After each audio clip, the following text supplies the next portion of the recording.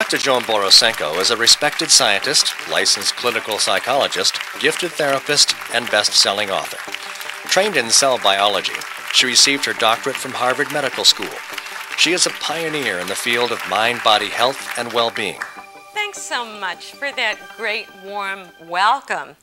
I'm excited because today I get to talk about my favorite subject, what fascinates me the absolute most, which is the power of the mind and its effect on our body and, of course, on our life, on our attitude, on our outlook.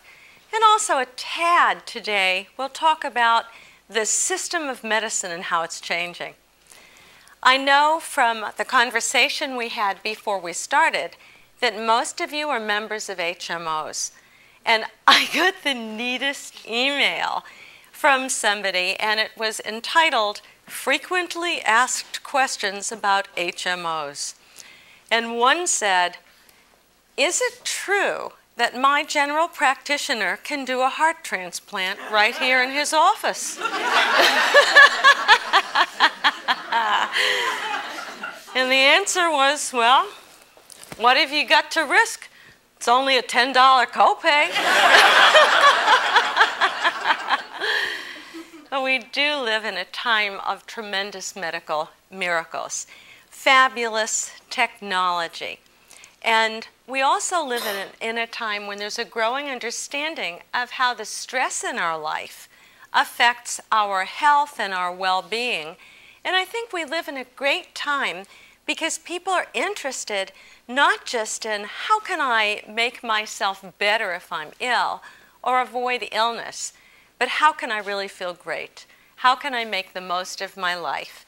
How can I beat stress and come to that place where I feel joyful? And those are the things that we're going to cover today. Now, I have a little story to tell you because people frequently say, how'd you get so interested in this area? And why are you so passionate about it? And like many people who go into the healing arts, I had a personal story that really led me there. And it started when I was 10 years old. And 10 years old, 5th grade, you know how little girls are? They're all excited at that point. The world is their oyster. And then overnight, something happened to my brain. And I became psychotic. I could not tell night dreams from daily reality. And then on top of that, I developed an illness called obsessive compulsive disorder, or OCD. Maybe some of you read the book called The Boy Who Couldn't Stop Washing. And OCD is a set of rituals that people can't stop themselves from doing. They're compulsive. It was tough. Can you imagine being the parents of a little girl who suddenly has this kind of terrible illness? And at that time, there really wasn't much help in psychiatry. We hadn't developed some of the wonderful drugs that would help. There wasn't much in the way of behavior therapy. And after a couple of months in what I would consider a state of hell, one day I sat down and I prayed. And I'm wondering, I'm looking around and I'm seeing some of you have that look on your face. You know what it is like to pray when you're really at the bottom. When every fiber of your being says, I surrender. I need help from some higher source. And during that prayer, I had really an amazing experience. I felt almost like my boundaries had melted away, and I was part of something much larger than myself. And that something was absolute love and absolute wisdom. And I felt safe for the first time in many months, almost like I was truly being held in the palm of a larger hand. Suddenly, I felt exactly what I needed to do to recover from this illness. And sure enough, over the next couple of days, I did what that kind of inner wisdom had told me to do, and I recovered completely. It is a kind of interesting thing that nobody in my family mentioned it again. It was, and you can see why. There must have been this great fear of, don't go back there. But years later, I can tell you that it was the best thing that ever happened to me, because that illness and what was truly a spontaneous remission, if you will, set the course of my life. Because I kept wondering as a kid, what happens in someone's brain? What was it? Was it one hot dog too many? Did I go over like the nitrate deep end? What was it? The psychiatrist tried to tell my mother it was because she didn't let me cross the street. But even she knew it must have been something more than that. So I was determined to know, what's the brain chemistry involved? And I said, I will grow up to be a neuroscientist. And then I thought, here's a family in crisis who needs help. And we really didn't get what we needed. So I thought, heck, that's what psychologists do. I'm going to do that too. And then there was, what was that masked rider? What was that spiritual experience that happened? Because certainly in all my religious background, I was unprepared for that sense of unity with all being. So I ended up wanting to study the spiritual traditions from around the world, which I've done.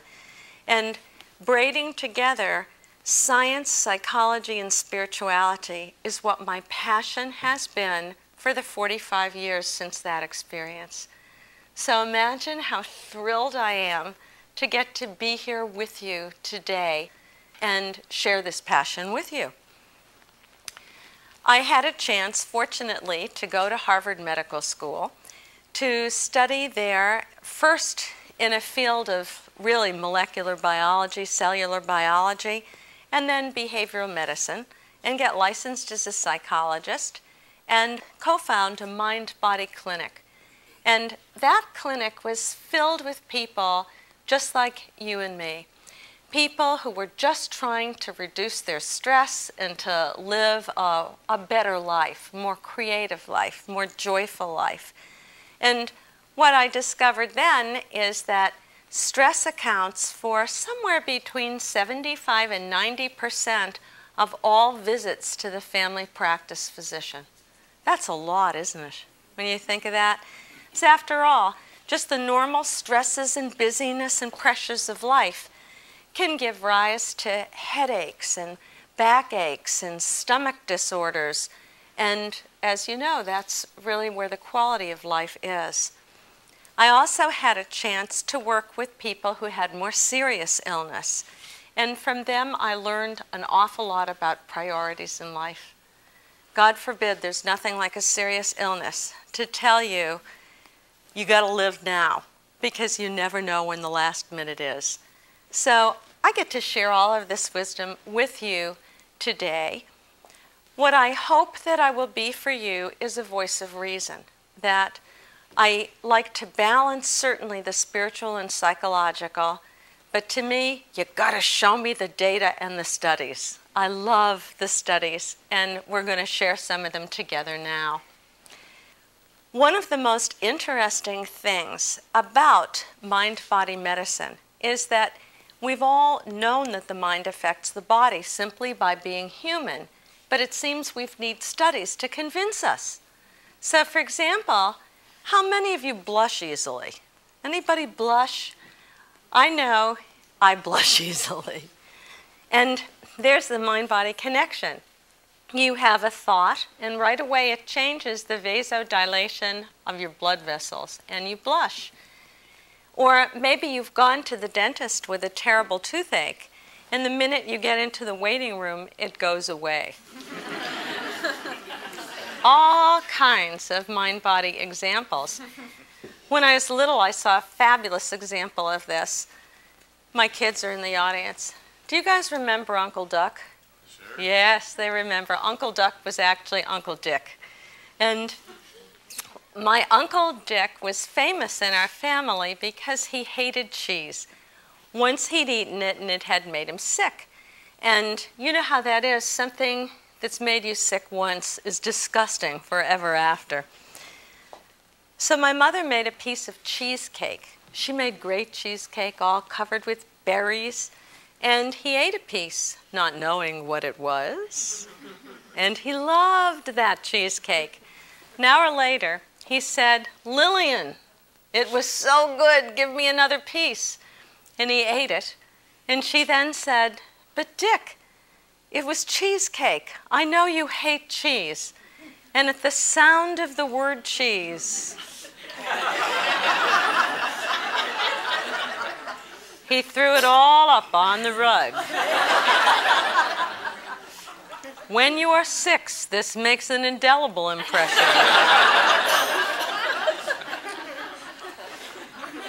And my mother kept bringing it up through the years as really as a mind-body example. Clearly, it was not the physiology of the cheese that was the problem. It was a thought about the cheese. The mind is so powerful.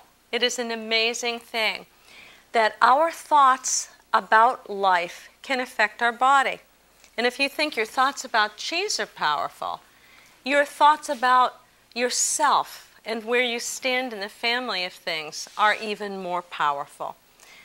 Some of the data in mind-body medicine, if you want to boil them all down, they come down to one thing, that our sense of connectedness, a sense of good connection, respect for yourself, a sense of good connection with others, the ability to give and to receive love, is the most powerful thing your mind can do, because that's what reduces the stress in your body and restores you to a state that physiologists call homeostasis. Remember that from high school? Homeostasis, the state of perfect balance. So to get to that state of homeostasis and peace, we need to reduce the stress.